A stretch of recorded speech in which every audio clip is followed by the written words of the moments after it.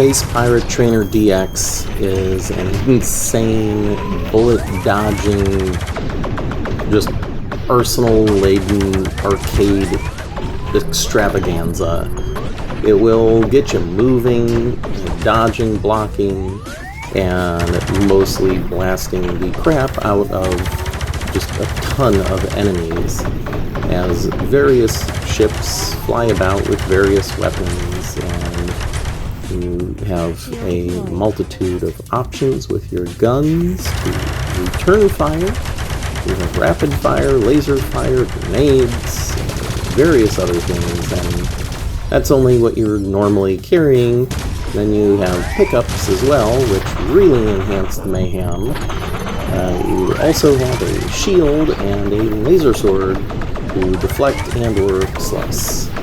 So we're starting out here on Quest 3, and this is just a quick playthrough to show Quest 3 graphics and basic play with just rapid fire guns. And then we'll swap over to Quest 2, where you'll see the different gun modes, and the shield, and laser sword. And the laser sword also has a whip function. It's kind of an energy beam that connects, and you can grab and yank the ships. You can also power certain other devices that are on your platform. So that's kind of interesting, and it can be helpful, but I tend to find just blocking and continuing to blast at the enemies to be the most effective means of staying alive and progressing. You can play this in a variety of ways, including multiplayer, which is kind of interesting. I only did it once, but you have a platform and some other person is on another platform, and I'm not really sure on the details on that, but it did seem to be that the better I did, the more things went at him, or vice versa. Not really sure if there's a direct connection, or that you're just doing your own thing on, side-by-side platforms to see who goes the longest. But it, it was engaging. This game definitely took me across my living room, though, in efforts to stay alive and dodge and duck, and, if you're not physically able to move about, you'd probably be dead pretty quick. So, I'm not always physically able to move about with back problems, and it can, be difficult then to duck, dodge, stay alive. But I do okay here for back problems and being in my 40s. I wish this was out when I was a kid. I'd have been diving all over the place. It'd have been great. There's a laser. I didn't like this particular enemy as it just wasn't clear when I was damaging it, other than hitting those little side pieces which then turned red. But like here, I didn't know, am I hurting this? Am I not hurting this? And it was just a bit confusing. But eventually, it just seems to kind of drop off. And then it just goes away. Like there. Just, whoop.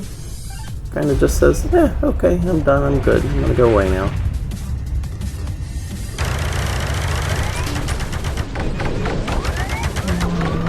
So many enemies, and as their shots come at you, you get that slow-mo bullet time kind of moment, giving you that extra second to matrix dodge and laser fire.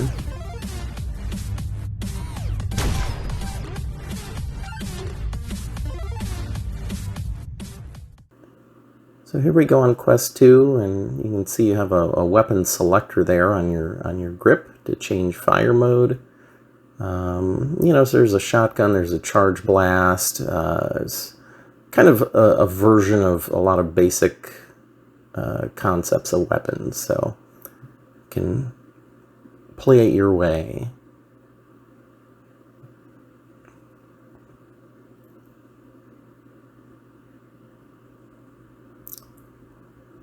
The laser's fun, but it's not, even on the little guys, you gotta hold it on them for a moment, so it doesn't, I don't think it works as well.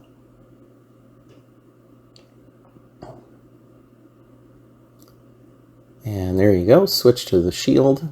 You just put your hand behind your shoulder, and you come out with the other doohickey. So it's the laser sword on the right. And it works just like a lightsaber for the most part, where you can deflect laser fire and or slice enemies in half.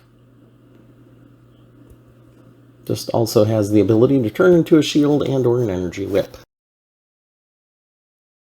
Here we have the solo, versus, and arena options. Solo is what I've been doing. Versus is a side-by-side. You have a platform, they have a platform. The arena is one I haven't had a chance to play because you actually need a huge physical arena. Here we have the solo options. So you have arcade, where you have 3 lives. I would say that is the most classic mode. Explorer, where you have health regeneration, but you only get 50% of the points. Hardcore, where there's no bullet time.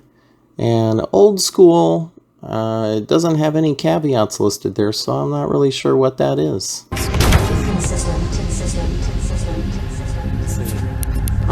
You can also charge peripheral thing.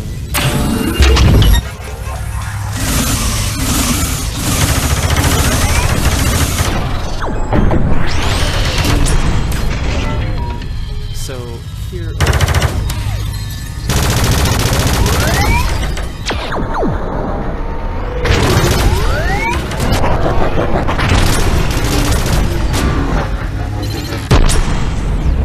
Had to beat him around a little bit. We got one up there too.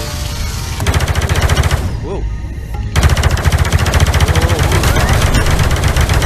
Swap mine.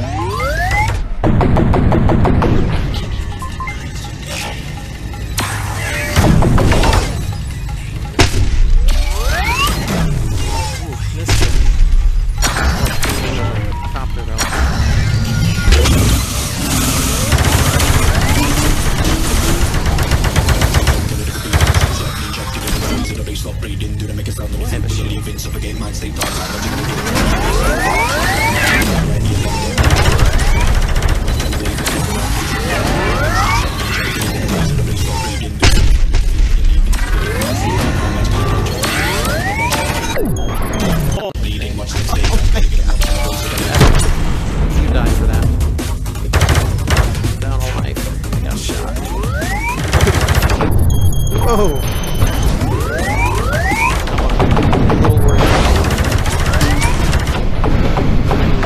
No longer centered in my living room.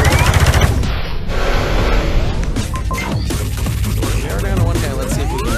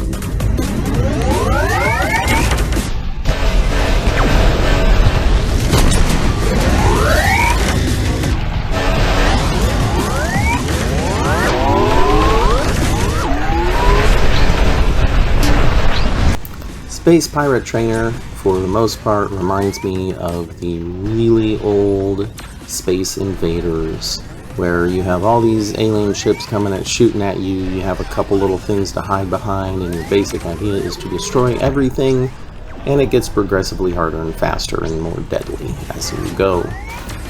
If you can move about, you're physically able to move about enough, then it is a bit of fun. But for me, these repetitive sort of games do get boring eventually, but there are people that are just always out to do a little better with their points and that kind of thing, and so this could be engaging for those folks.